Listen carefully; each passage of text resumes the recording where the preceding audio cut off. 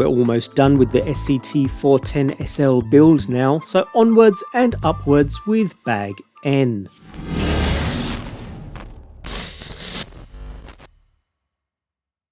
Bag N is where the top plates are attached, almost completely done at this point, so we'll crack straight on with this very sparse bag. We'll start with the first curved top plate that sits at the front end of the vehicle. Lower this into position towards the front end of the vehicle and secure with two 10mm button head screws on the rear and a further two 10mm button head screws at front center.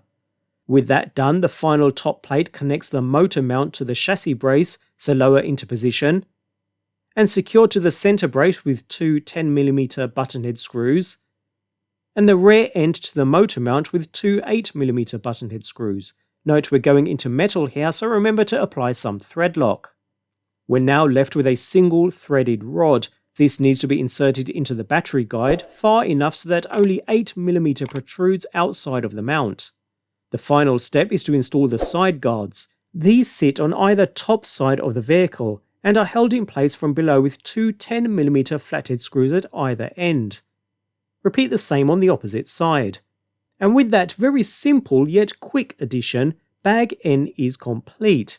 Onto our final bag, bag O, with our front bumper and body mounts.